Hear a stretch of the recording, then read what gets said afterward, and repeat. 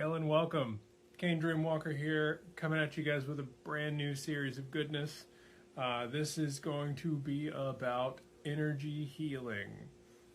I just went through sound healing. That was a bunch of fun. Go back and watch all of those if you haven't already. This is going to be more about channeling energy. From above, from below, side to side, wherever you can find some good energy, right? So we're going to start off today with just a quick primer, a quick callback about different kinds of energy.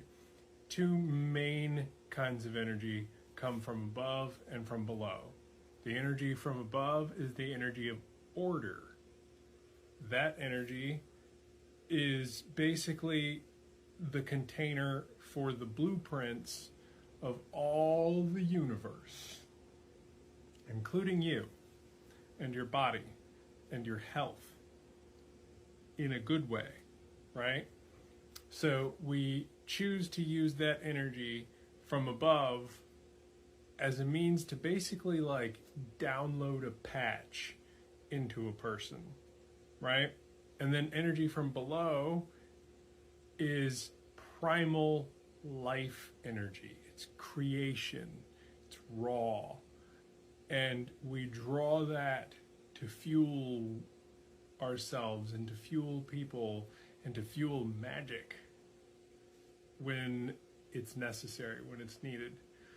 And those are the two main kinds of energy. And then once we get our hands on that energy, we can start to change it.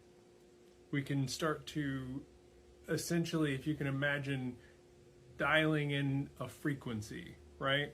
We can start to really work with it and fine tune it into what we specifically need it for in the moment.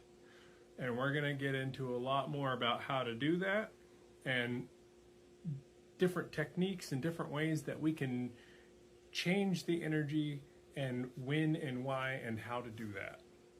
So stick with me, like, follow, share, get ready, because I'm coming at you with a bunch more of these videos. It's going to be a lot of fun, going to be a little hands-on-y. I'm going to send you home with some homework.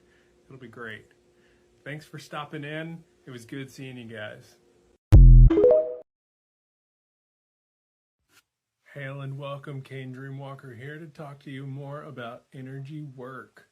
So, now we know what the basic premise is, right? We're trying to restore homeostasis.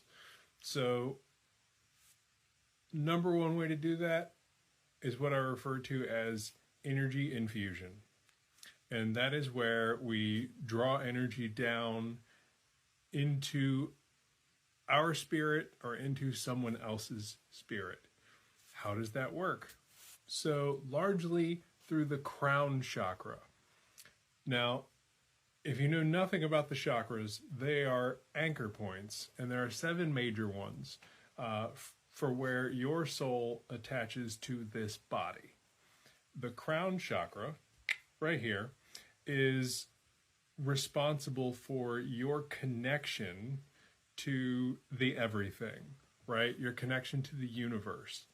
And the way that energy infusion works is by using our crown chakra to draw energy down into ourselves, down our energy highway, if you will, which is the main channels between the chakras all the way from the crown to the root, to the base of your spine. And what we're doing is we're taking energy from up above, which is all energy of order. That's where all the blueprints live, up. And we're drawing that divine light, that divine energy, that intelligence down into ourselves, into our body, and we're allowing it to just sort of diffuse throughout us. And there are many different ways to visualize that. There are many different ways to focus that. And there are, as many different names and words for that as there are practitioners. But that's kind of the gist of it, right? The data's screwed up. we download a patch. We draw that down into our crown chakra, which is our connection to the matrix. That's it for tonight. Like, share, follow, support me on Patreon if you like my stuff. I appreciate you all, and I look forward to seeing you more. Bye. Hail and welcome. Kane Dreamwalker here. We're going to talk some more about energy work. I'm going to get into what I like to refer to as the third bonus energy, right? So we've talked about the energy from above and the energy from below and how they come together, smush, and make matter. Well, in that impact, there's leftovers. There's sort of overflow. And it's kind of like this mist or fog that exists everywhere. It's not as potent as one or the other, but it is a very helpful tool if you know how to reach out for it, if you know how to tap into it, and you can use it in a quick pinch to kind of bolster yourself. So that's what I'm going to teach you real quick.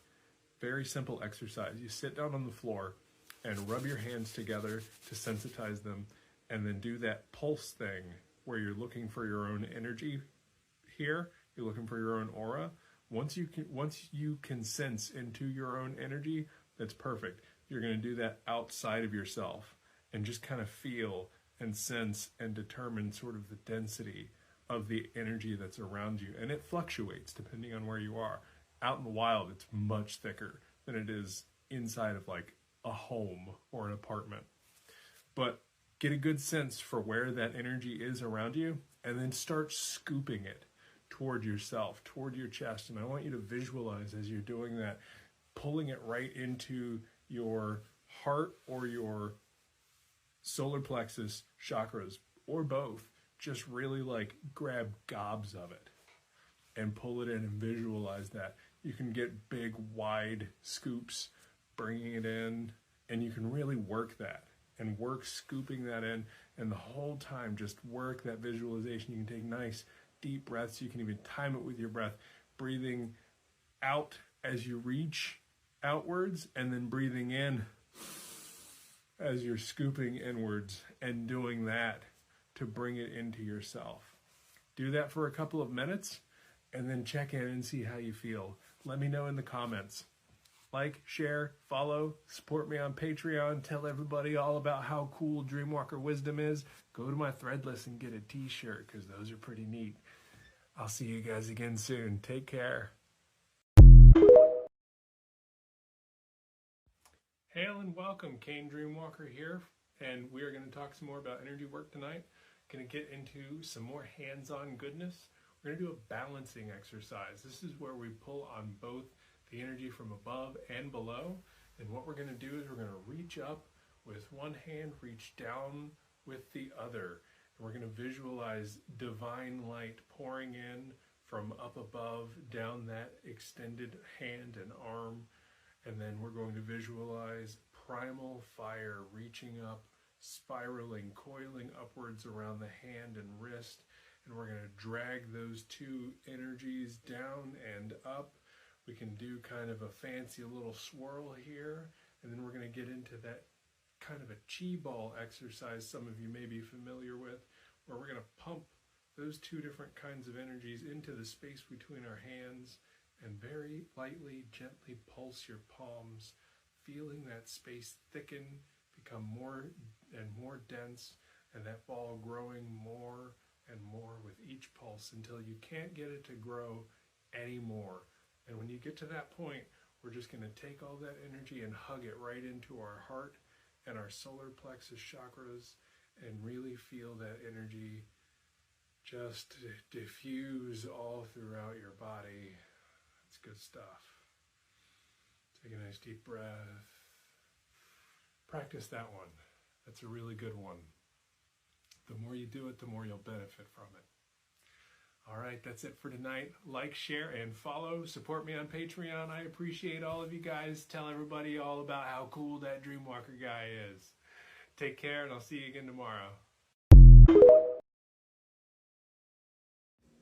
Hail and welcome. Kane Dreamwalker here to talk to you some more about energy work, energy healing. Going to teach you another little exercise today. And what we're going to learn is how to do something called an energy bandage. Okay? So, first of all, we have to find the wound, right? And what I mean by that is any place on your energy body where it feels wrong. How do we find that? We have to sense into it. So we're going to rub our hands for a second to kind of get them nice and sensitized. And then all you need to do is take that hand and just kind of very slowly pass it over your body, around different parts of your body, nice and slow. And what you're looking for is a spot that either feels, too hot. Sometimes it can feel cold. Sometimes it's more of a textural thing where you'll be moving along and be like, ooh, that's like bumpy or sandy or itchy, stuff like that. That is finding sort of a discordant place in your energy body. And then once you have found that, then what we do is we start channeling by visualizing that divine light pouring in from up above, that energy that's above the above that I talked about a few videos ago. Go back and watch if you need to. And you visualize that pouring down into your crown chakra, down through your third eye, through your throat, through your heart, into your solar plexus, filling your body up until you become just totally full, and it spreads out across your arms and down into your hands and into that spot, into that place that you found. And you just keep channeling and channeling and channeling away until you feel a change. And it might smooth out or cool down or heat up or whatever until it feels just the same as the rest of the energy body. That's going to be it for today. Thanks for stopping in. Like, share, follow, and I will be back tomorrow for more. Take care. Hail and welcome, Kane Dreamwalker here. We're going to talk some more about energy work tonight. Going to talk about channeling energy more. We talked about drawing it in mostly, putting it in ourselves. I'm going to get into that chi ball exercise that I mentioned a couple of videos back. So this is to practice channeling, pushing energy out of your hands, which is important if you want to be able to put it into somebody else. So what you're going to do is you're going to hold your hands about yay far apart, and you're going to visualize energy coming from your center, your core, traveling across your chest, down your arms, into your hands, and pouring into that space here in the in-between. And you're going to let that space fill with energy. And you may notice that it has a color or a texture or some kind of defining qualities to it. And as it fills, you're going to do a little pulse with your hands, pulsing inwards. Hopefully you can see that. And you might notice thickness building. And as it builds, you might notice that it kind of pushes back out and pushes out and pushes out and pushes out. And eventually you'll get to a place where no longer do you feel it pushing out, and you've kind of maxed out how big you can make that little ball.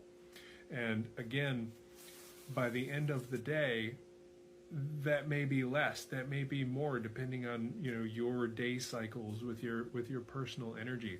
So practice that a few times at a time, at least once in the morning and once in the evening, as often as you can, daily if at all possible, and really start to work that skill so that you can build up those energy chops so that you can start practicing channeling energy into someone else, which we'll get into later. Thanks for stopping in. Like, share, and follow, and I will be back tomorrow for more. Take care. Hail and welcome, Kane Dreamwalker here. We're going to talk some more about energy work. We're going to get into a little exercise where we're going to channel again. This time it's going to come from our core, and it's going to go out our index finger. And we're going to point that index finger at our palm. And from here, we're going to actually start rotating the index finger. We're going to try to create a spiral of energy here. And we want to try to sense into that rotation, into that spiraling happening here at the palm. And it may require you to be a little bit closer to begin with. You may be able to feel it way far out. This is practicing both channeling and sensing energy. And also, after you start to pick it up from feeling it in one direction, stop and change directions so that it's clockwise versus counterclockwise, right? See if you can feel the difference in those turns, in those twists, and try different areas of the body like your forearm or your chest. If you have somebody that you can practice this with, that's even better, because then one of you can close your eyes and try to guess which direction you're rotating. Or you can even try drawing shapes in each other's auras, things like that, to help continue to build on your ability to sense into subtle changes in energy. And it takes practice. It's like going to the gym, right? You're not going to start off a power lifter. So do this a couple of times a day if you can, like in the morning and the evening. And that will also tell you what time of day you work best with energy, because everybody's cycles are a little bit different and everybody focuses at different times a day a little bit differently. So that's going to be it for tonight. Thanks for stopping in. Like, share, and follow. And we will be back tomorrow for some more energy work. Take care. Hail and welcome. Kane Dreamwalker here. Going to talk about some energy work tonight. We're going to get into a little bit of what I refer to as tuning, where we're going to start to change or filter the energy's properties a little bit for specific purposes. So we're going to go super duper basic right now just to get used to the concept. And what you'll do is you'll practice both the chi ball exercise and the finger exercise on just yourself or on a partner if you can find one, or if you have a cat that won't run away immediately. Kidding. So what we're doing is we're channeling energy, we're drawing energy in. And I want you to do all three different ways of drawing it just from up above, or drawing it just from below, or drawing both in at the same time. See how that alters things as well. But what we're really doing here in the drawing and the channeling and the moving of the energy is we are going to visualize that energy changing colors as we are channeling it out of ourselves. So it's coming into our heart, our solar plexus, across our chest and down our arms. And as it comes out, it's going to come out a different color than the radiant divine light or the primal fire from below. And what we're going to experiment with are warm colors like red and orange, and cool tones like blue and purple and greens and things like that. And I just want you to practice those things for now to get used to the feel and see how that changes maybe the texture or the feeling or the properties as you're changing those colors. You can start off with a ball of maybe white light and then flood it with blue and see how that changes it. And then flood it with red and see how that changes it. It may turn purple on you. I've had that happen. It's pretty cool. Or you may have to dissipate it and start over again from white. So we're going to go with that for now. Thanks for stopping in, and like, share, follow. Come back tomorrow and we're going to talk more about this. Take care. Hail and welcome. Kane Dreamwalker here. Going to talk some more about energy work. So yesterday did a video about tuning the energy, changing the color of the energy. Had you doing some practice with that. Why? Because it's all about frequencies. So a thing that doctors use, cold laser therapy, is basically a Reiki gun, okay? These things fire off a light of sort, and a laser of sorts that, depending on the model, has a really broad range of frequencies. Some of them have a shorter range. It's all about money, right?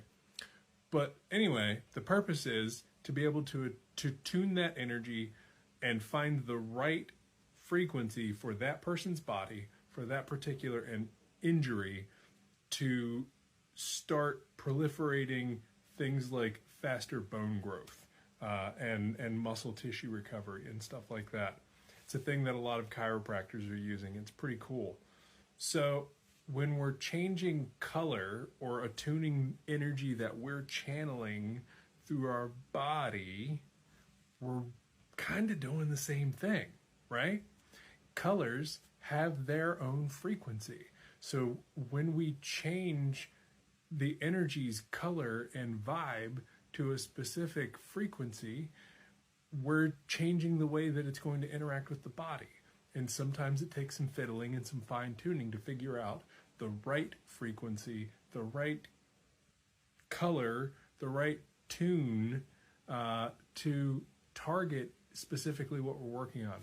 Some things are already kind of established, right? We know, for example, that the color white is a very purifying and empowering frequency, and the color black is very good at protection and grounding and subduing things.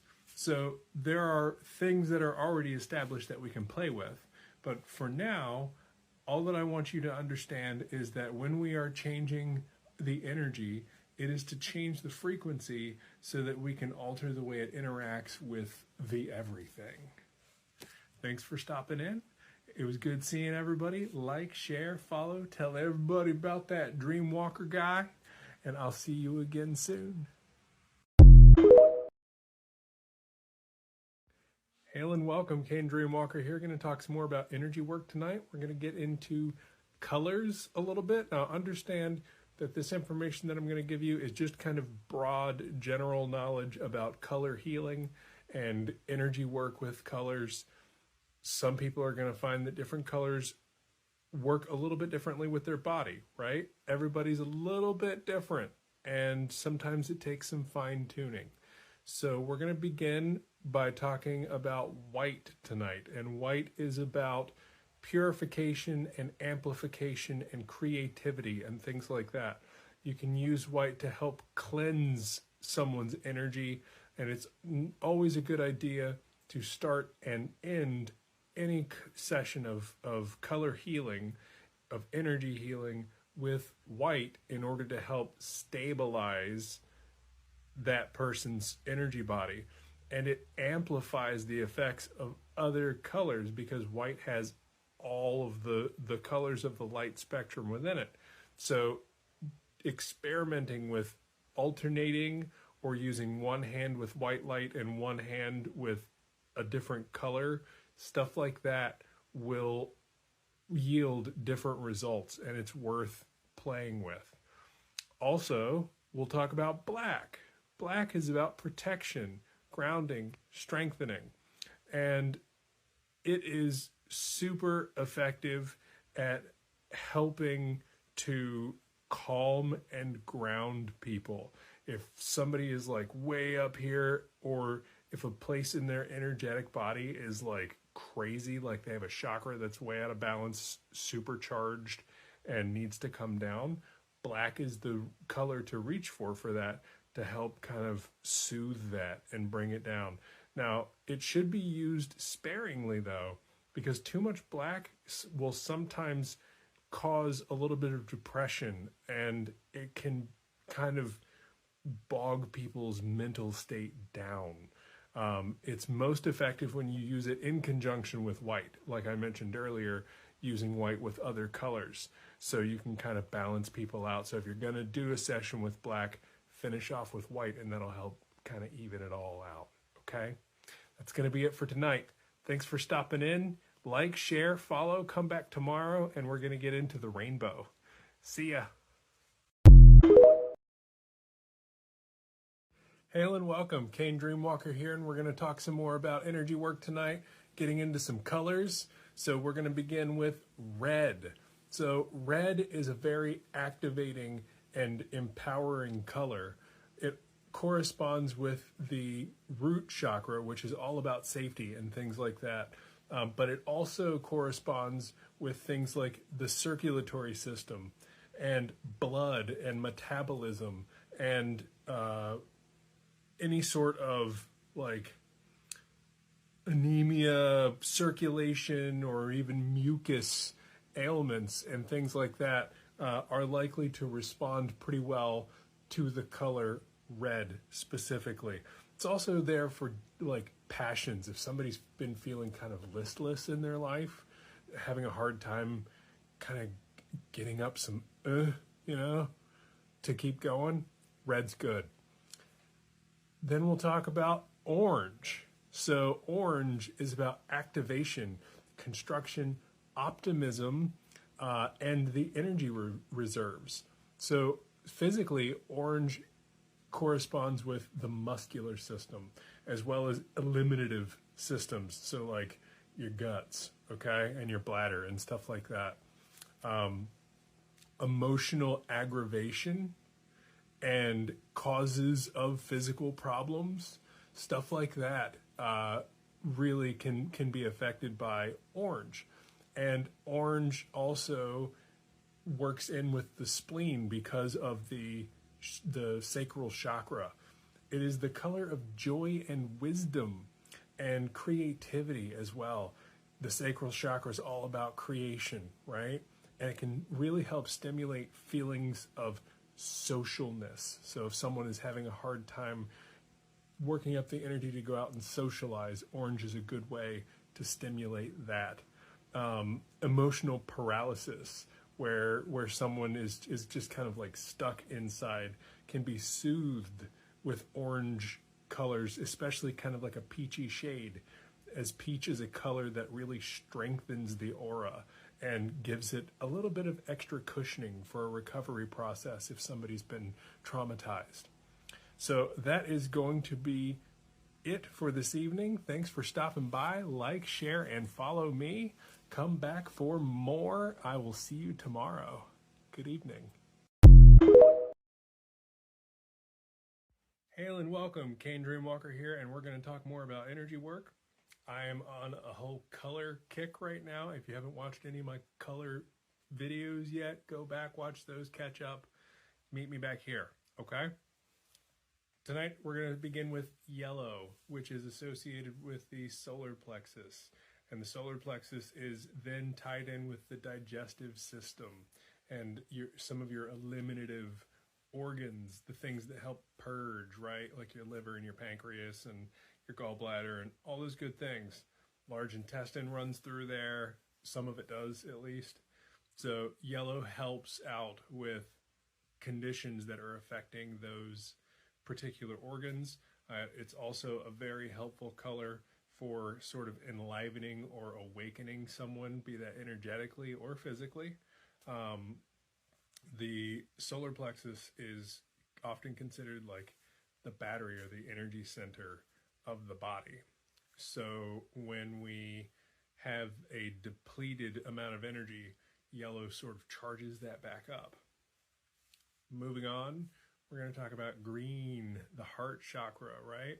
So green is then associated by proxy with the circulatory system because of the heart chakra.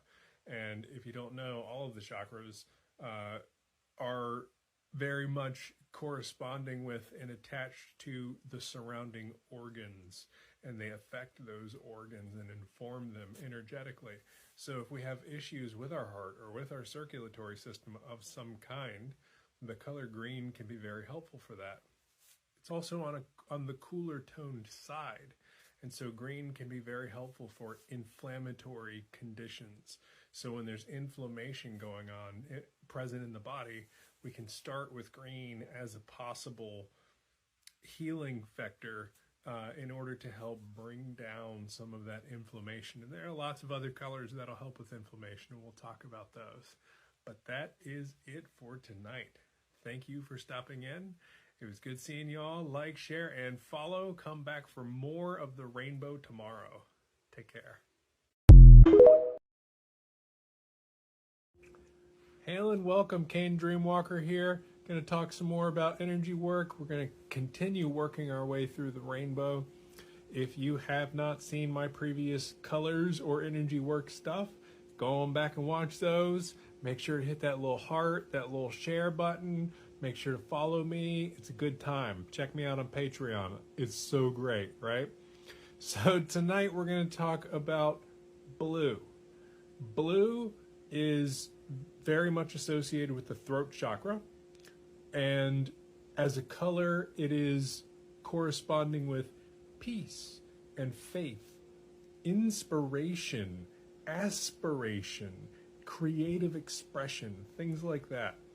It helps a lot in healing ailments of the respiratory system, as well as eyes, ears, nose, throat, and the conditions that can affect sort of the passageways that live inside of our heads, right? There's a lot of hollow space in there that can get infected. And blue helps cool and bring down inflammation.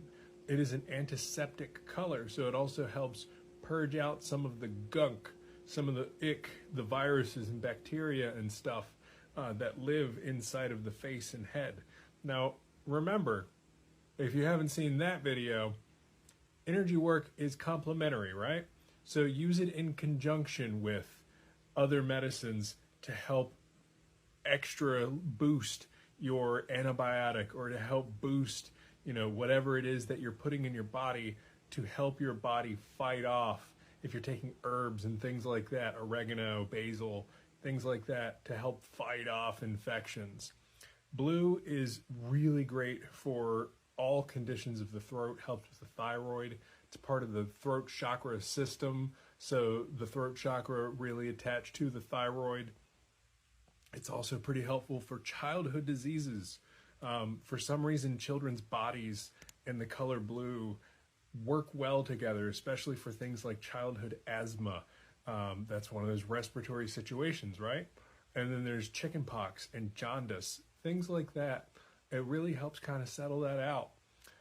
It's also used very much in helping awaken intuition and to ease loneliness. And when you combine blue with some of the warmer colors, like the orange and red spectrum, it's very helpful at awakening artistic expression and inspiration. That's a lot, right? So that's it for tonight. Thanks for stopping by. It was great seeing everybody. Like, share, follow, and come back tomorrow so that we can keep talking about cool energy stuff. See ya. Hail and welcome, Kane Dreamwalker here, and we are going to talk some more about energy healing.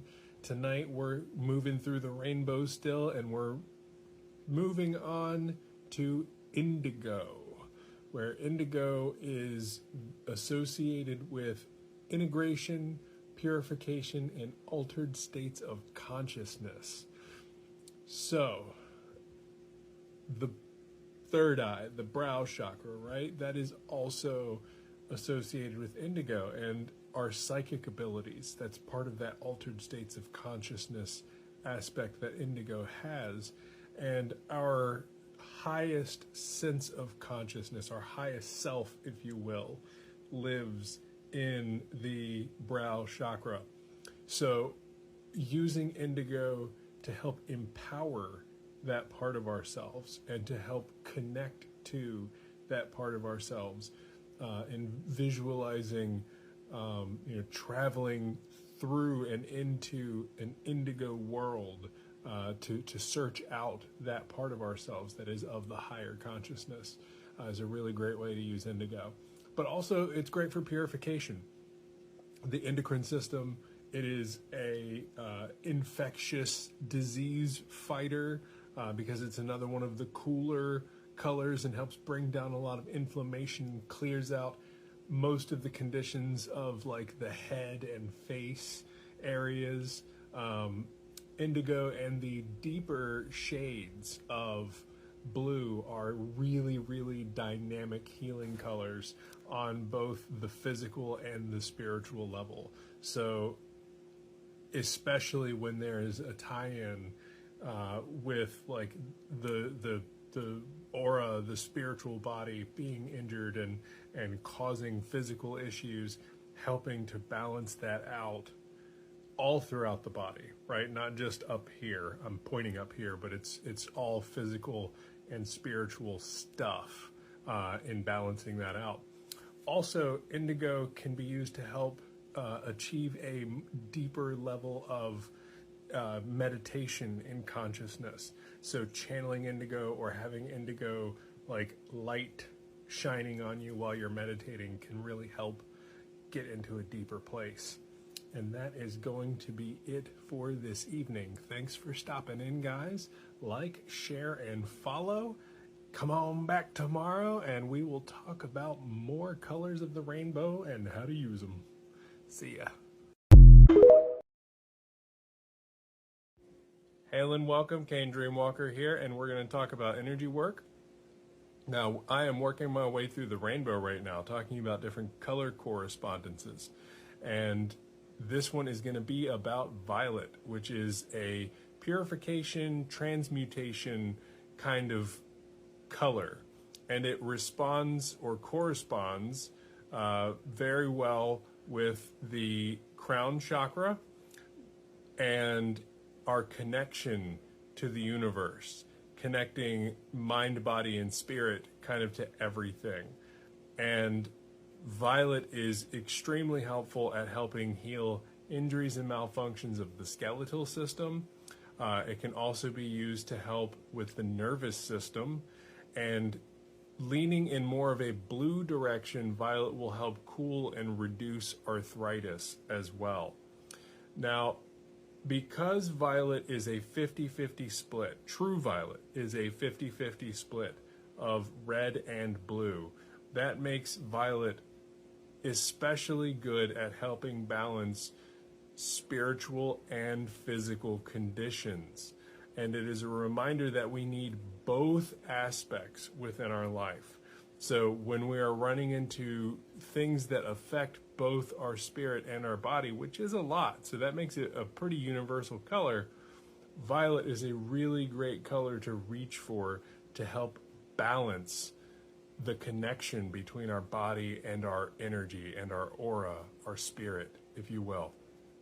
Now, violet also really helps to stimulate inspiration, and because of all of the like higher consciousness that it is associated with. So when you're having a hard time with creativity and inspiration for an idea, for example, violet's a really good color to reach for that. Violet's also a color of humility. So if there's some ego stuff that needs to be put into check, violet's a good one to drop on it. That's going to be it for this evening. Thanks so much for stopping in. It was great seeing everybody like, share, and follow me. Tell everybody about Dreamwalker Wisdom so we can get everybody on the learning train. Take care.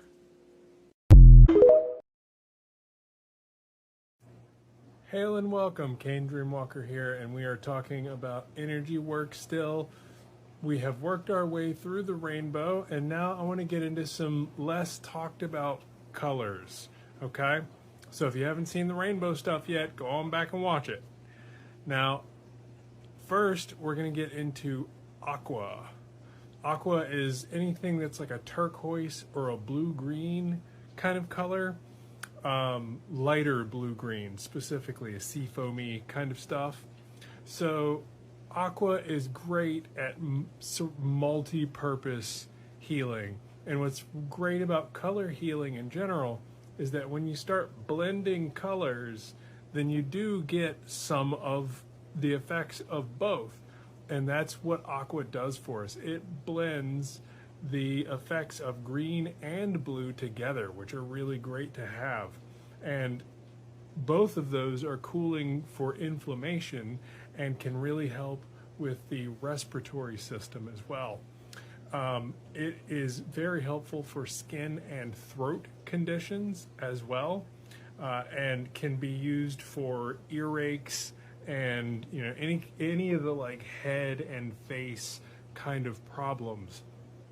Doing something called color breathing which is a technique that I will probably teach at some point, with aqua, is a really great way to help open up your lungs as well.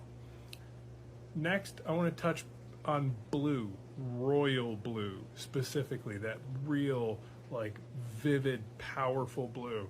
It is a wonderfully purifying color, and it is extremely good at helping assimilate oxygen, helping your body to process nice deep breaths and moving that oxygen all throughout to make sure that everything is properly, saturated as it should be.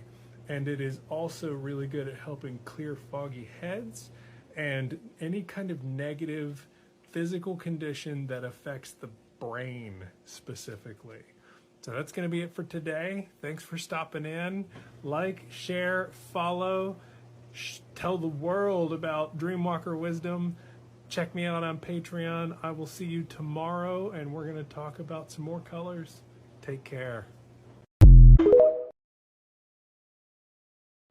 Hail and welcome, Kane Dreamwalker here. We're talking about energy work, and I have been on this great color kick lately, so we're just going to keep rolling with that, and we're going to touch now on brown.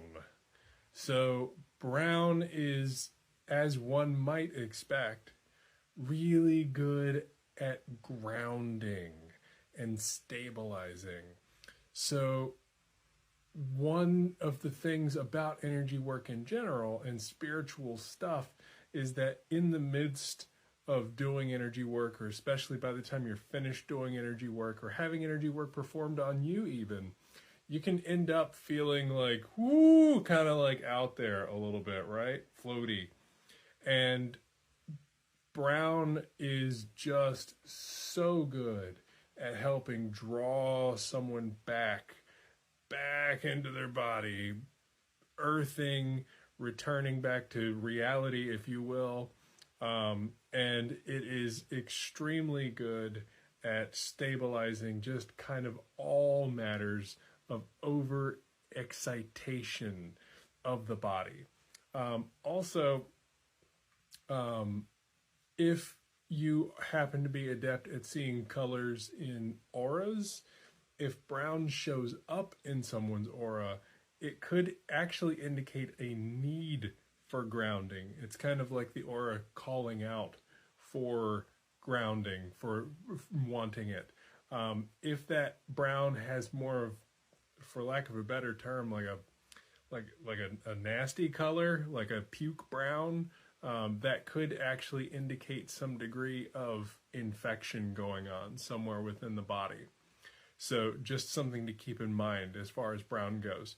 Now, because of its great ability at helping ground, it's also really good for helping calm down hyperactive children.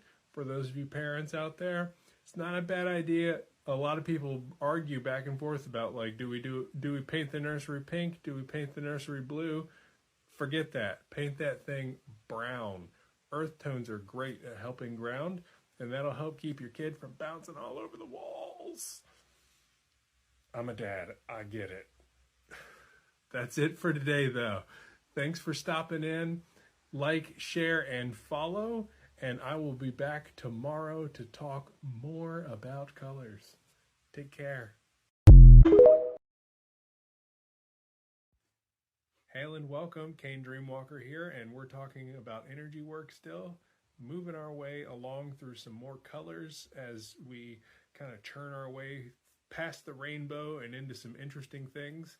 Tonight is going to be about the color gold. Specifically, gold is a powerful amplifier and a strengthening color. It also is the same color as the divine light of order from up above that we draw down. So it's going to have some of that quality too, right? Of sort of resetting, putting things back in place the way that they should be. Gold is excellent for the cardiovascular system. It's really great for heart conditions, cardiac problems, and things like that. And it can be used in combination with other colors that are specifically good at strengthening the immune system. Mixing colors is a really powerful tool that we'll get into talking about later when I'm actually through with the colors. Got a couple left, and we can discuss breathing and weaving and fusing and blending and all of those cool things. It is an extremely good tonic for people who have just had heart surgery. So if someone's just had heart surgery, spending a little bit of time channeling gold into them will help them recover from that surgery, as well as any kind of injury at all, because gold specifically helps re-enliven, reignite the body's ability to repair itself, to heal from injuries and ailments and things like that. Going to be channeling a lot of that into me. And it's just such a good healing energy to incorporate into things. And that's going to be it for this evening. Thanks for stopping in, you guys. Make sure to like, share, and follow. Don't forget, if you ever want a deep dive on things, you are welcome to book me. We can spend time one-on-one. It'll be a lot of fun. I love working with people.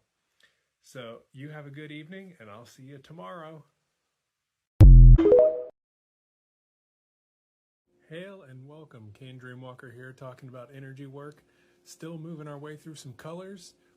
And tonight I'm going to talk to you about the color pink. Pink is a very soothing color. And as one might expect, it's actually really good for skin conditions, especially like inflammatory conditions of the skin and the immune system.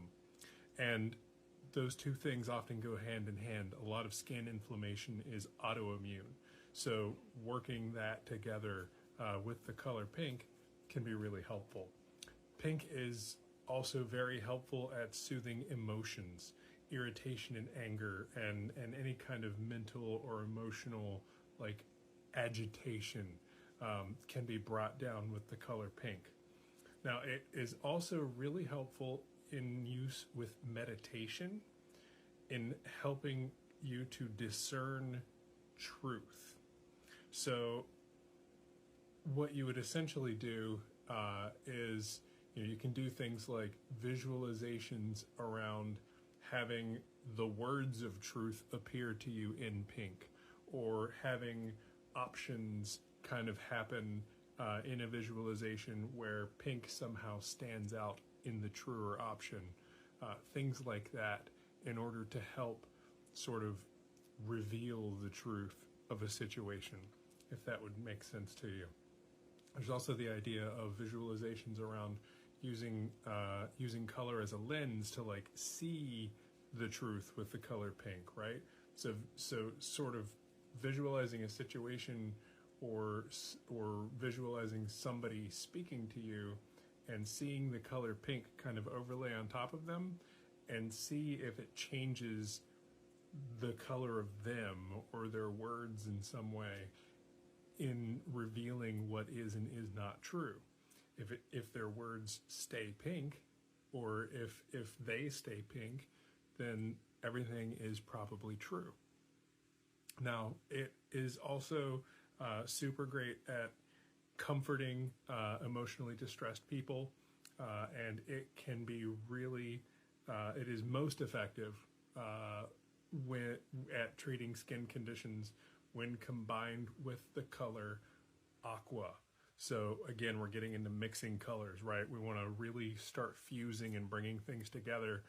Treat colors as a toolbox, right? And you have more than one hand. You can use more than one tool. You have lots of tools, and you can visualize all kinds of things happening when you're channeling energy. So that's going to be it for this evening. Thanks for stopping by. Like, share, and follow. Pop in tomorrow, and we will talk more about energy. Hail and welcome. Kane Dreamwalker here, and we're going to talk some more about energy work. So we're talking about colors right now, and today I'm going to get into silver. Now, silver has a lot of lore behind it, right? As being pure and being able to be used to, kill werewolves and banish spirits and stuff like that. As a color, though, it is a very powerful amplifier, and also is extremely helpful in intuitive clarification. What does that mean? That means that when we channel silver, if we draw silver into our mind, or if we channel silver into our mind, or if we release silver and follow it, right? We do something like create a silver rabbit or a silver bird and have it guide us to an answer in meditation. Those are all really good applications for the use of the color silver. It can really be helpful in discerning the metaphysical cause of a disease. So if you're doing work for yourself or someone else and you're channeling silver down at them, watch it and see where it travels to. Again, following that rabbit, following the energy lines to the disease in order to try to find where the epicenter of the suffering is actually coming from. And a lot of times, if we can't find the source of a disease on the physical world, then there's a metaphysical problem at play here. And I see this all the time when people are like, oh, I've been in so much pain and had all these x-rays and MRIs and couldn't find anything. Well, that's probably because the spirit is what's actually injured, and we can use silver to find that and then start using all the other colors to make it better, right? It can also be used to help amplify the creative imagination, okay? So again, we're channeling silver into our brain, or we're envisioning ourselves going into a silver pool, looking into a silver mirror for information or creativity, inspiration, things like that. And also it activates our own intuition. So it's a very stimulating, very balancing, very creative energy. It's very good also for feminine energy, and for balancing out the yin meridians. So that is it for this evening, you guys. Thanks for stopping in. Like, share, and follow. Come back tomorrow for more goodness. Take care. Hail and welcome, Kane Dreamwalker here, and we are still talking about colors and energy work. And this evening we are going to speak about lemon, which is different from yellow. And I'll get into why here in just a second. So first of all, lemon is a very stimulating color. Specifically, it is mentally stimulating, but it's also really helpful for digestive system stuff. A sluggish digestive system, more specifically, helping move that along. That's the stimulating aspect of lemon. But it is really great at helping stimulate the brain, specifically the left hemisphere of the brain, and can be very useful for things like a failing memory, and can help kind of ease the symptoms a little bit of brain diseases like Alzheimer's, where the brain just isn't firing right. It's not quite functioning properly. Now, the thing about lemon not being yellow is the fact that lemon has a little bit of green within it, which is very specifically a detoxifying or a cleansing color. So it can, and lemons in general can be used to bring toxins to the surface of things, right? Lemon color and that energy of lemon will help flush out physical or even emotional toxins.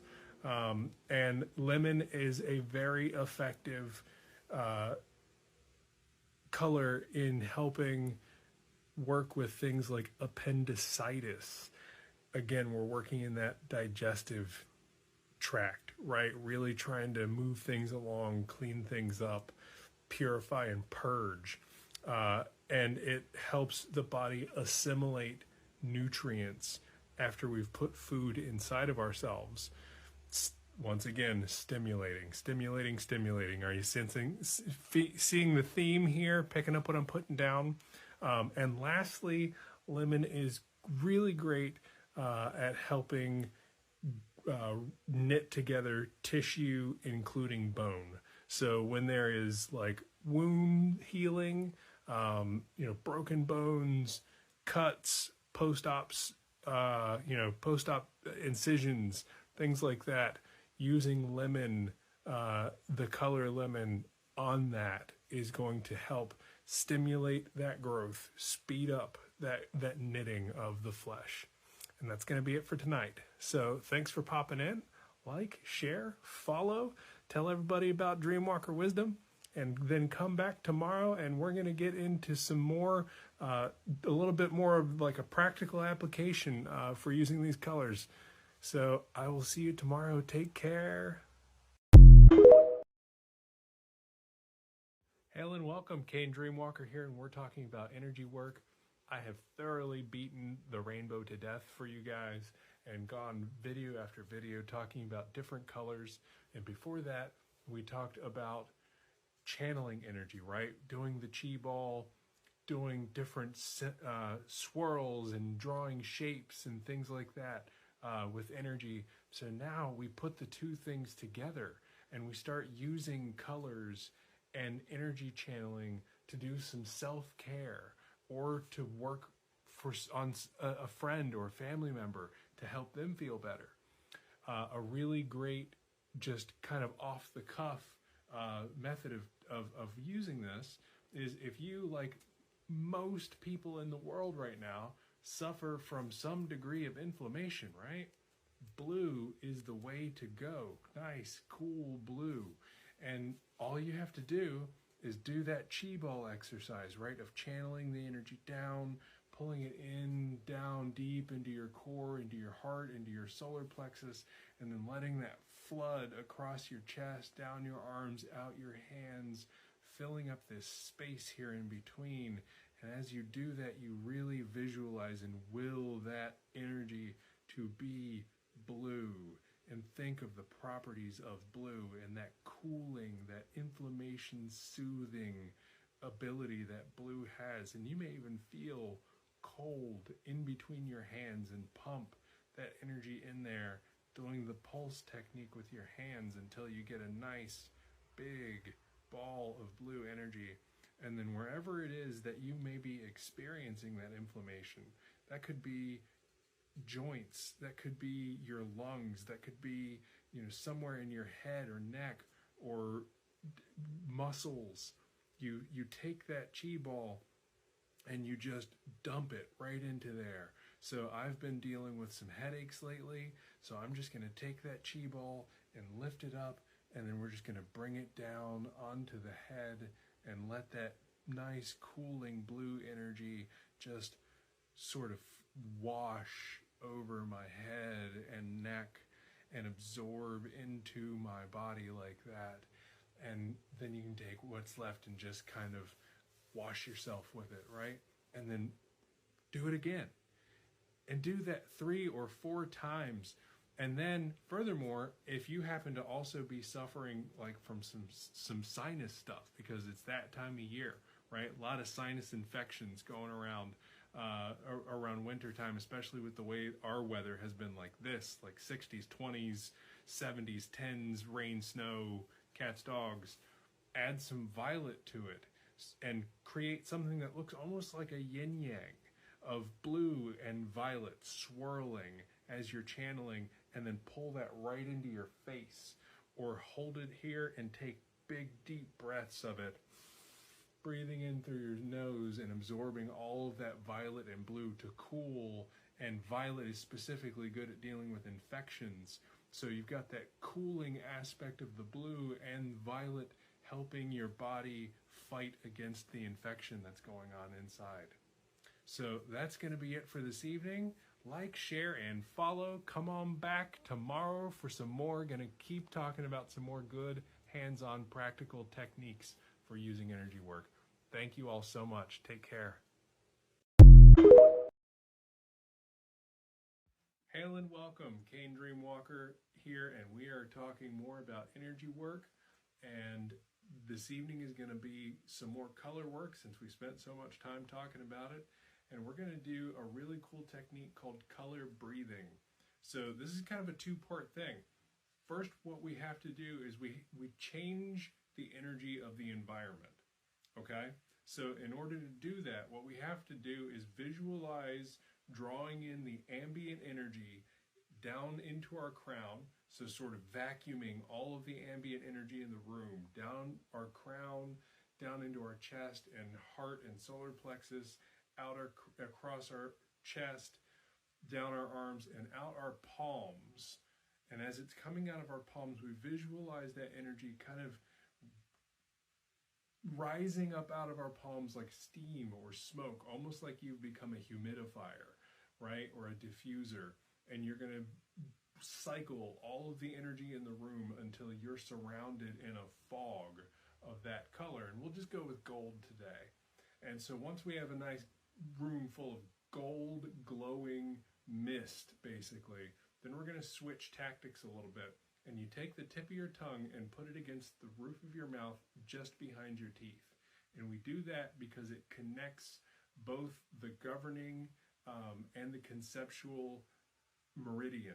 And those are meridian lines that go basically up the front and back of our bodies and connect right behind the teeth, and behind the teeth and at the tip of the tongue. So when you touch the tongue to the roof of the mouth, you're connecting those two lines, the front and the back, and creating a circuit in your body. And then you will start breathing in through your nose that mist and drawing in that energy and visualizing it going into that those meridians as that cycle, that circuit. And it's cycling through your body as you're breathing it in. And you breathe in through your nose, and then you just breathe out good clean air from your mouth. And we're bringing in all of that gold mist into our body and using it to cycle through our body. And as it does that, it's going to basically cleanse out all of our systems and purify and heal and infuse all of our system physically and spiritually and energetically with that color. So give that a shot. Pick a color for whatever's ailing you right now. Gold's a great one, but like I said in the last video, blue's good if you're dealing with a lot of inflammation. Violet if you're dealing with infections, upper respiratory things, lung things. A lot of people are sick right now. It's a tough time. So take good care of yourselves. Like, share, and follow. And I will see you again tomorrow for more energy work. Hail and welcome, Kane Dreamwalker here. And we are talking about energy work. So we're going to get into a really interesting technique tonight that I really enjoy. Last night I taught how to do color breathing. So tonight we're going to do something that I call a healing bubble. And the way that works is going to actually require some extra tools. So we're going to grab a piece of labradorite, which is a really great healing stone, and we're going to create a shield. And we're specifically going to use the labradorite to create the shield. So what we do is we draw the energy down into our crown, just like always. And this time we're also going to pull energy from below. And we're going to pull energy from our feet up to our heart, from our head down to our heart. We're going to fill our body up with all of that good energy. So we've got that primal energy. We've got that energy of order and healing. We're bringing it all together. We're pushing it across our chest, down our arms, out our hands, into the stone. And as we do that, we're going to visualize that stone creating a bubble. that starts to grow out of the energy of the stone. And you can even hold your hand over the stone as you're channeling energy into it, and do that pulse that you do like for the chi ball exercise, and just keep pulsing and keep pushing energy and fill and fill and fill and fill and fill that stone, and let that bubble get big. Visualize it getting nice and huge until it can completely envelop you. And then you're going to take that stone and you're going to put it in your pocket. And then we're going to do another channel. We're going to do another pull. We're going to draw ambient energy in, just like last night with the color healing. And we're going to fill the inside of the bubble with a color that we need for healing. So perhaps gold again, right? No, it's a great all-purpose one. And just pump gold energy, gold mist into this labradorite bubble that you've got going on around. So now you have a shield that's made out of labradorite energy. That's a healing energy. It's a protective energy. And then you fill that shield up with golden mist, golden energy, and you go about your life, and you spend, the next 5 or 6 hours walking around in this bubble that is containing that gold energy for you, and you're breathing it and you're absorbing it, and you've got that labradorite also facilitating healing and helping open up pathways and things like that for you. So give that a shot. There's a lot to experiment with. You can use a lot of different crystals, a lot of different colors. Go back and look at my color videos if you have any questions about which color does what.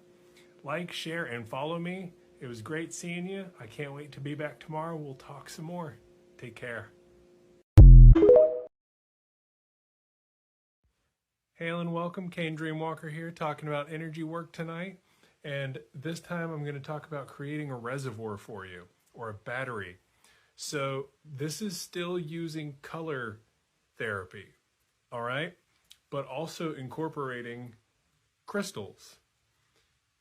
Get yourself a plain quartz, just a typical clear quartz crystal, because it has no color of its own, which means it has all of the colors. Light goes through it, all light passes through it, and it has the entire rainbow within it. You don't have to worry about it negating any particular colors, because what we're going to do is we're going to use these to become a battery that we can hold on to, that will continually heal us throughout the course of time. And it can take some time to charge it up, and depending on how big it is, especially. And then also, depending on how big it is, it will last a while when you're using it. A piece this big, if you spend 10, 15 minutes in meditation, charging, using our techniques, right? Drawing energy down, drawing energy from below as well, doing both at the same time, swirling, churning, turning all of that into whatever particular color you need based on your health condition, your problem, or one for someone else. It's a really great way to gift somebody a little bit of healing, right? A friend, a coworker, a family member, charge a crystal up, pass it off to them, let them use it for a couple of days, and then get it back from them, fill it back up. That's a really, really useful way. And all you do literally is just hang on to it, and you channel that energy, and you visualize whatever color it is that you need, and you just pour it right into this crystal. And you can dance with it, you can sing to it, you can do all kinds of different things, incorporating some sound to generate more energy, and just pour and pour and pour and pour until you can feel almost like some pushback. You'll feel like it's done, like it's cooked, right? The little turkey thermometer thing pops. Not quite, but you will know when the crystal is ready, and then it's good. And then when it starts to kind of peter off, you'll notice that too. When you pick it up, when you touch it, you'll notice that it feels kind of bland. Because when a crystal is charged, you can tell. Especially if you have been practicing sensing energy, right? Continue those practices, and the better that you get at that, the easier it'll be to tell when this thing is ready to be filled back up. So that's going to be it for tonight. Thanks for stopping in. Like, share, follow, tell the whole world about Kane Dreamwalker and Dreamwalker Wisdom, and we'll get everybody healing each other. Take care. Hail and welcome, Kane Dreamwalker here, and we're talking about energy work. Tonight I want to talk a little bit about movement and energy. And some of you may have noticed that I do a lot of gesticulating while I'm talking, especially when I'm describing energy stuff, right? Down into the crown chakra, across the chest, out of the hands. Some of that has to do with building in triggers into our body and brains to get us fully on board with what we're doing. A lot of magic, a lot of energy work and spiritual stuff requires belief, and it requires us to suspend the bullshit disbelief that mainstream society, that being a jaded and bitter adult can build into our brains, into the idea that magic isn't real, that it's just for fairy tales. So all of the triggers that we can come up with, right? Music, smell, movements, things like that, to help set aside the parts of our brain that are a little bit too rooted in physical, tangible reality, and allow us to access the creative portions of our minds so that we can more readily and easily connect to the mystical, magical, super cool shit that we are doing. It's really important. So when we're channeling energy, really, like, you don't have to be a ballet person. I over gesticulate a little bit when I'm teaching just to kind of like keep you engaged. But really when I'm doing the work, I'm using the hands. If I'm drawing energy into myself, a lot of times I'll actually pull. I'll pull energy. I'll reach out to the universe and drag energy into myself, wrap my arms around it and scoop it in, make the big chi ball and splash it over my head and wash my body with the energy to really help it go where I want it to be. And those are all triggers that we build, like I said, into our brain. And the more you do those triggers, the more you connect with them. So if it feels a little awkward the first couple of times, that's okay. Give it some time to grow on you, and start incorporating some more movement in your drawing up, and then you're pulling down, and then you're pulling in, and then you're pushing out, and really see what starts to feel right for you. And that's going to be it for tonight, folks. Thanks for stopping in. Like, share, and follow. Tell the whole world about Dreamwalker Wisdom. We're going to get everybody healing everybody. Take care. Hail and welcome. This is Kane Dreamwalker, and I am talking about energy work this evening. I've done quite a few videos about this topic so far. If you haven't seen any of them, I suggest you go back, try to catch as many of them as you can. It's a long list at this point, but this evening I want to talk about the idea, the sort of my concepts around distance energy work. What is it? How does it work? Right? So a lot of people get hung up on the idea that you have to be face to face or even close enough to like touch a person in order to be able to transfer energy. And that's just not true in my opinion. And this is why. In the book Vibrational Medicine by Dr. Richard Gerber, wonderful book, he discusses an interesting experiment that was done with a type of technology called Carillion photography. Carillion photography allows you to take a picture of someone's energy body, their aura. Now, say what you will about the technology, this is what they found. They took a leaf, they cut a circle in it. They took a picture. Inside of that circle was another leaf. The whole leaf. And that leaf inside of that circle was whole and didn't have a hole in it. And he uses that as a means to dovetail into discussing the idea that our entire universe is on a very energetic level, basically a giant hologram. Everything exists everywhere all at once. And our brains have sort of worked everything out in a way that we can tolerate, essentially, to run the program, to run the hologram. And this is where we're at, this physical reality. So this is why energy works at a distance. If everything is everywhere all at once, that means that you and I are right on top of each other. We're existing simultaneously in the same everything. Every little space between you and me has more you and me in it.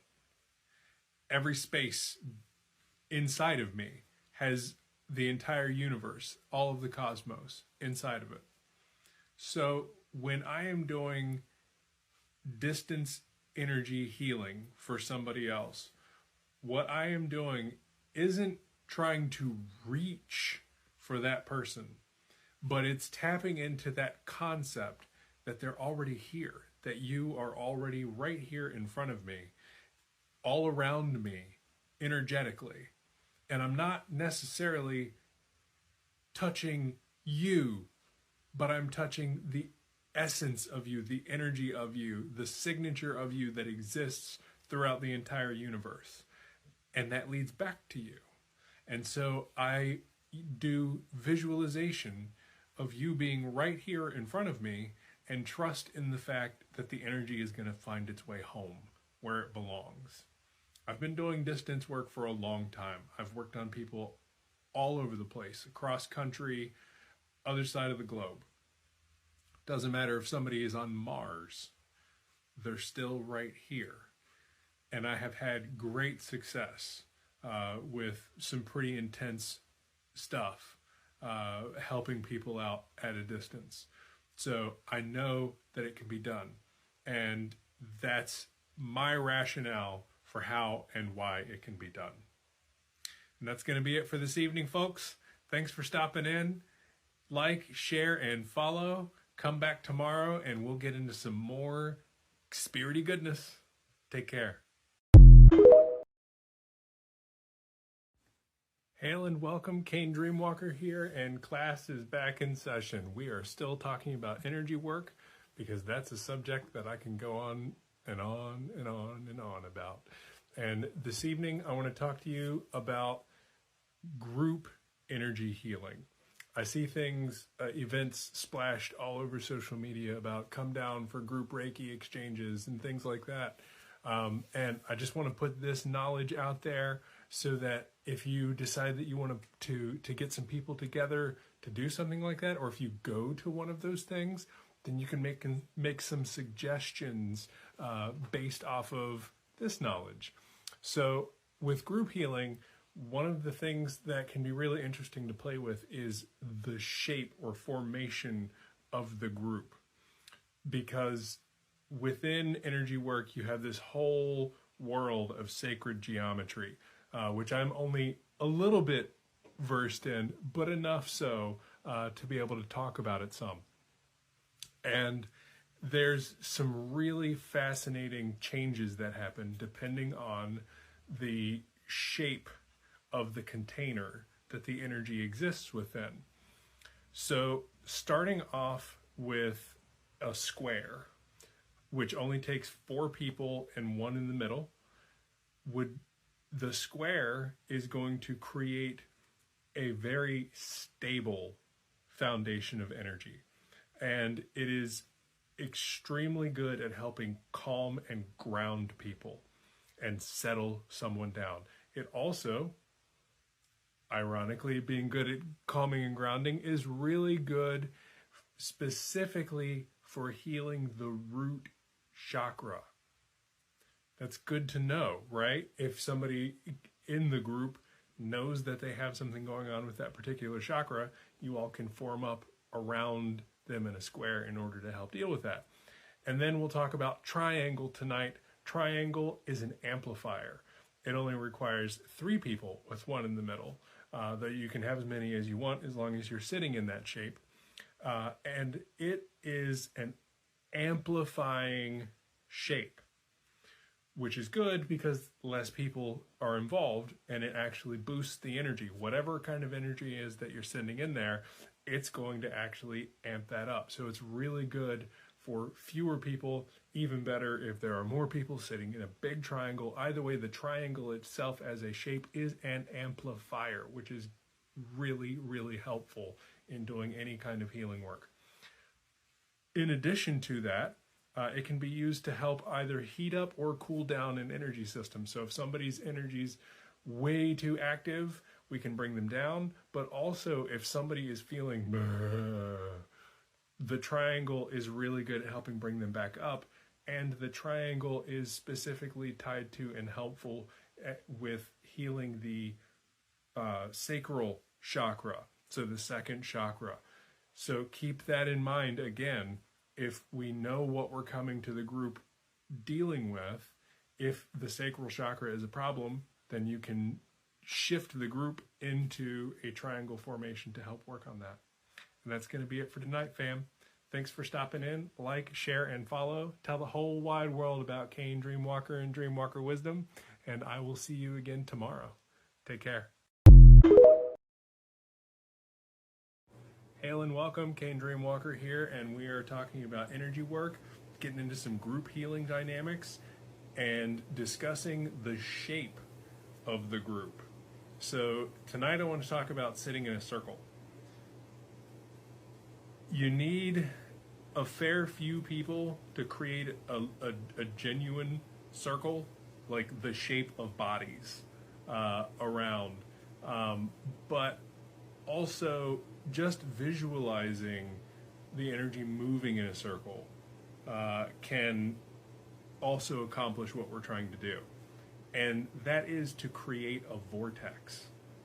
The circle creates an energy vortex, and that's helpful because it allows for quicker, more efficient, and more potent energy building. It also allows us to hook the point of the vortex, the tail of the tornado, if you will, to specific points of the body.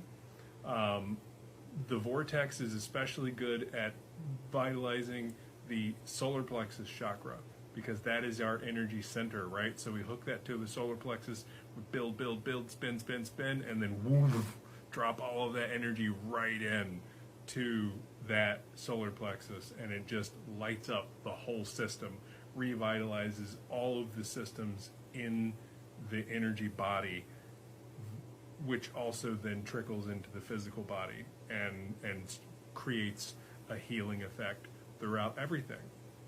Now the circle also is representative of the womb and links us, our physical humanity, to our divine nature. And that's important because we have to remember that we are divine beings. We are all-lasting, eternal energy beings that are just currently inhabiting these mortal shells, sometimes very anxiety-riddled, difficult to deal with mortal shells. And those difficulties can cause turbulence in our connection and can make it difficult for us to have a good relationship with our body. So using the circle as an energy field to reharmonize, reconnect ourselves to our own divinity is really helpful in restoring sort of like that balance of totality, and creating you know, that link, homeostasis, there's the word, recreating homeostasis between the energy body and the physical body, which is so important for us to actually like heal from things. So that's going to be it for tonight. Thanks for stopping in. Like, share, and follow. Tell the whole world about this goofy guy, Kane Dreamwalker. Check out all my other socials through Linktree, and I will see you tomorrow. Take care.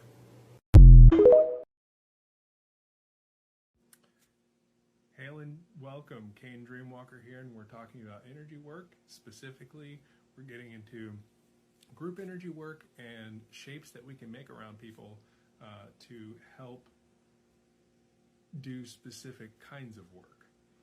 Now, tonight we're going to get into the four-pointed cross. And the reason why that one is helpful is because we can use it specifically to balance out the energy body within the four different elements of earth, air, water, and fire. Now, why that's important is that each one of those has its own correspondences. Earth is physical, right? It's rooted in the body. And so when there are maladies of the flesh going on, balancing out that earth energy can help. Air is all thought and mind. So when there are issues with clarity of thought, or even some concerns around mental health, then air is a really good one to balance out, as well as water, but we'll get there. Fire is energy, and passion and life force. So when the person is drained and they just can't, don't seem to have it in them to do much, to be able to move forward with their life, then we work with fire. And then water is very deeply associated with emotions and dreams and things like that, and can be very helpful to balance out when somebody is struggling with feeling overwhelmed emotionally. And then you start getting into combining elements, right? Water and air to help with mental disorders and things like depression and anxiety and stuff like that. Earth and fire to help with the body just being beat up and run down. We're sort of revitalizing the body as we're using earth to restore it to homeostasis, and so on, right? That you can kind of mix and match as you will, which is why it is important to balance all four. And that is what your four-pointed cross can do for you. It also specifically is helpful with the heart chakra. So if somebody is in the center and we know for certain that they have heart chakra imbalance going on, then we can assume that four-pointed cross and we can use that energy specifically to plug in to that heart chakra and get it back online and get things going. That's going to be it for tonight. Thanks for stopping in. Like, share, and follow. Tell the whole world about me, and I will see you again soon. Take care. Hail and welcome, Kane Dreamwalker here. We're talking about energy work tonight, getting into some more group healing dynamics and shape. So tonight we're going to start off by talking about the crescent. It takes about 6 to 8 people sitting in kind of 2 U shapes with the victim, the subject in between them, kind of sandwiched within that crescent. And what that can do for us is help really connect with feminine energies, as well as creativity and imagination and intuition specifically, which can be so vital and important for some people. I know along my journey, in the first pretty good portion of my journey, I had to really learn how to accept and like balance and vibe with feminine energy. I was raised by our society, and the really staunch masculine energy was like my life for a long time, especially when at one point in time I was even a corrections officer in a maximum security prison. Not a lot of room, unfortunately, in American prisons for compassion to be cultivated and femininity within corrections officers. So using that to help enhance and empower feminine energy, so special, so important, having a shape that can do that. And also the crescent, it will align with and help activate the throat chakra. So many people have a locked down throat chakra, right? How many of you watching right now, myself included, struggle with self-talk, with negative self-talk? We get those narratives kind of implanted in there from past junk, and they can be hard to break. And the crescent can really help shake that out and rebalance out the throat chakra, especially if we know we're dealing with that. We can go into that with that particular intention being targeted, and we can just really like give that the energy that it needs to maybe help move some of that on. And you can see some pretty big emotional releases when the throat chakra gets unlocked, because a lot of people choke back crying. I can tell you for a long time, once again, I was taught that I didn't get to cry, and it was really, really difficult for a long time to allow myself to do that. So for those of us who spend a lot of time choking back our emotions, the throat chakra just gets like cemented shut, and when it pops, there can be a lot of release that happens. So really consider using that crescent shape in a group of very trusted, very compassionate friends who can sit in there and hold space while somebody just curls up around the pillow and scream cries their childhood trauma out. Thanks for stopping in, you guys. Like, share, and follow me. Tell the whole world about Kane, Dreamwalker, and Dreamwalker Wisdom. And I'll be back tomorrow so that we can talk some more energy work. Bye.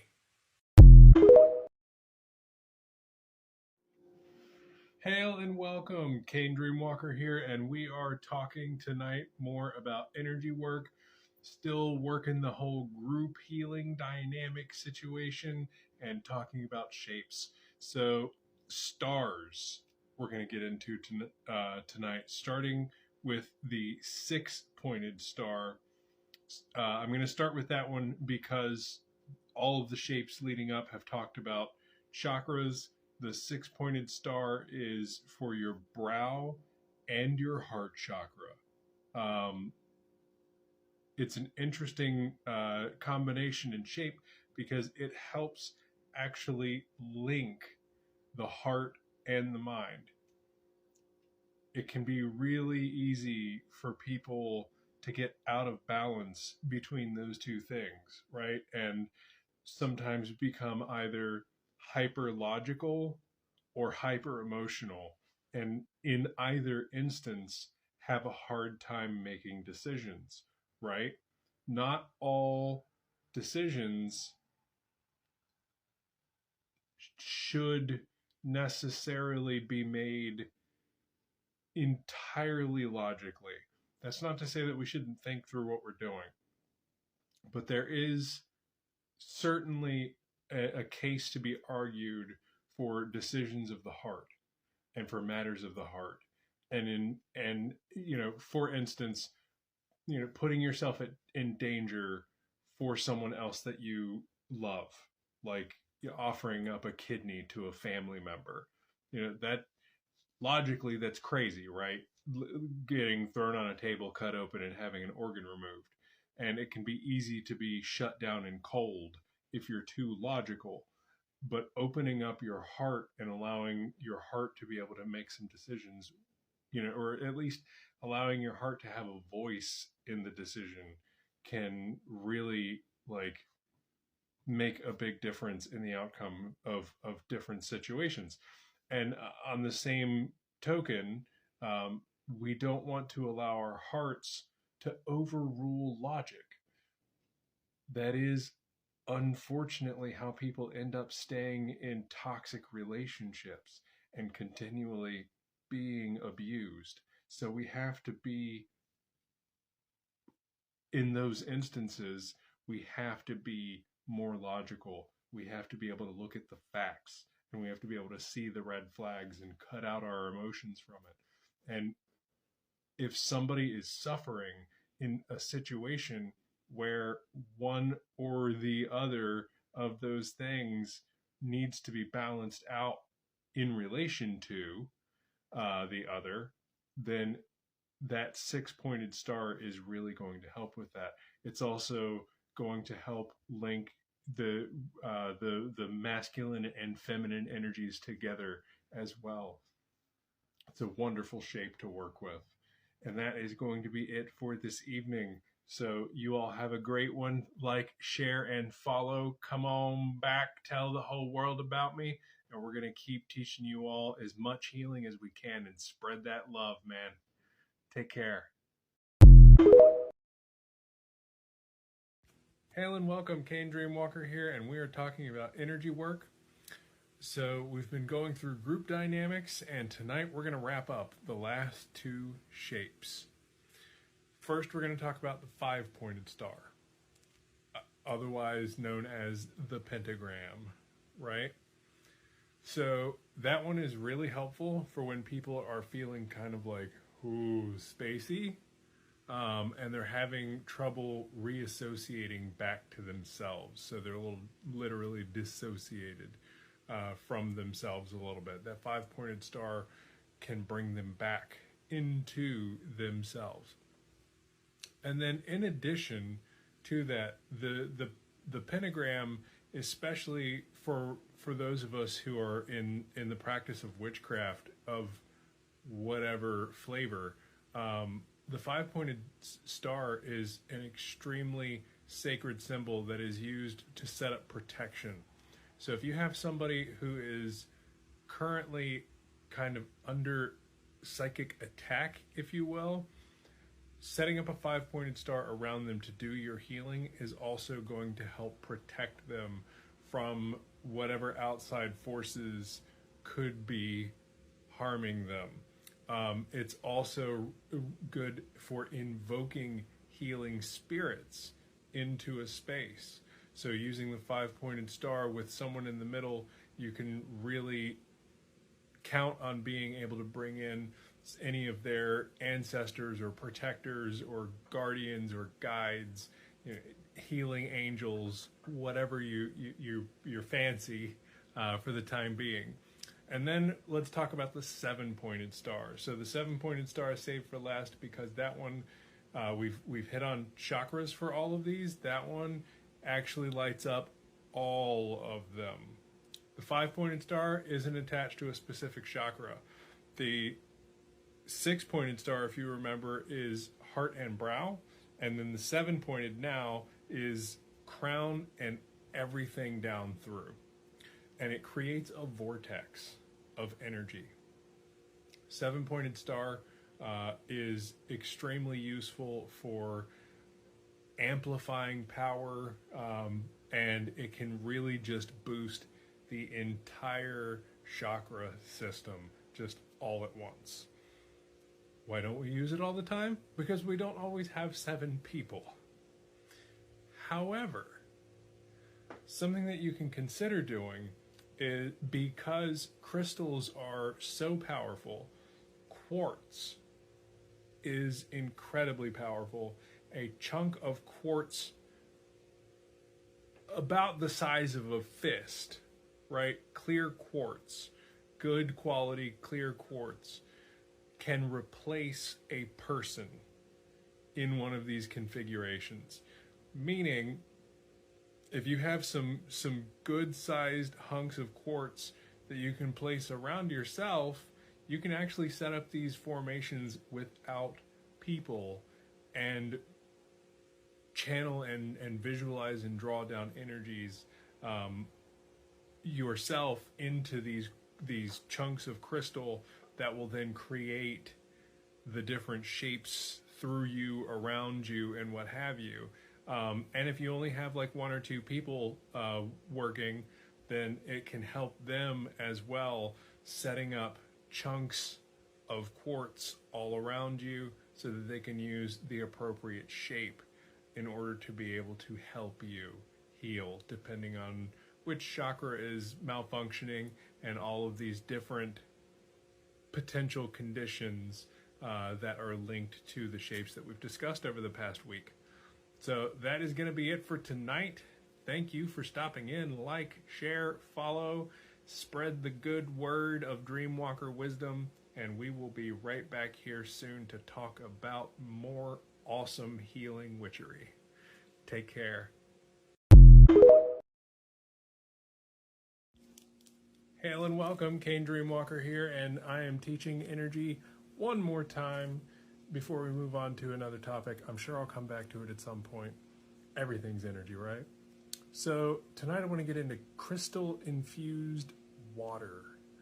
So we've talked about color stuff. We've talked about putting energy into crystals. We've talked about all kinds of good stuff. If you place a crystal in water, then what crystals or stones like tourmaline and stuff like that do is they take the ambient energy that's in the world, which we've talked about. If you haven't heard my speech about ambient energy, go rewatch a bunch of my videos. And give me hearts, please. And as the energy is flowing across and through crystals where they are sitting, it changes. And it comes back out of the crystal reformed into a kind of a different purpose, into a different wavelength, if you will. So when we just let a crystal marinate in some water for a while, or a stone marinate in some water for a while, then we're able to change the energetic properties of the water itself as it's sort of infusing the water. Kind of like when we energy infuse a crystal, you can energy infuse water yourself with your hands, but this is a nice set it and forget it kind of way to do that. Lots of things to talk about with this though. There are some crystals that don't do well in water. And there are some minerals that you don't want to drink after it has been in your water. So here is my suggestion. Get yourself a Brita water pitcher or a zero filter or something like that. And then you take one of these magical devices and you take your crystal and you insert and you zip that thing up. I don't know if you could hear the little clicks as it zipped. And you zip it up and you can roll it a few times and you can even tie it with a rubber band if that'll make you feel more comfortable. Either way, you protect your crystal from the water. And then right into the reservoir of your water pitcher. So as you pour water in and it's being filtered down through the filter, your crystal is also going to be charging the water, and it's going to be near enough to the water below it that it's also going to be charging that water as well. So you're going to get a full, you're going to be able to turn your Brita pitcher into one of those really expensive water bottles that have the crystals in the little glass bubble at the bottom of it by using a baggie. And this little guy here is fabulous. If you're into Reiki, you can, if you don't have somebody who can do it for you, you can do it yourself. You can probably order them. This is a piece of crystal, a piece of quartz, clear quartz, with the Reiki Master symbol on it. If you're a Reiki Master, or if you're not a Reiki Master, and you're just getting into Reiki, you can use this fella, Chokure, which is just a very simple energy putter and magnifier. And you can do those symbols on your crystals, on your quartz, plunk them into the baggie, put them in. Now you've got Reiki infused water. Ta-da! Magic, right? That's what we teach here. So use all of the things to your advantage, right? Baggies, you can use these little rubber bandy kind of bracelets, make wonderful wrap right around a bottle. Or if you really want to get into it, take some quartz or some tourmaline or hematite and on one of these guys, and you can stick it right around the neck of your shower head, and boom, it's putting a little bit of that energy into your water as it's coming out of the shower head, and you can stand underneath it and get grounded or cleansed by your magical shower water. So that's going to be it for tonight. Thank you for coming. Like, share, and follow me. Tell the whole world about Dreamwalker Wisdom.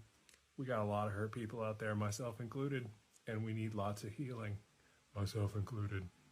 So let everybody know about it. Let's get everybody healed. Take care, everybody.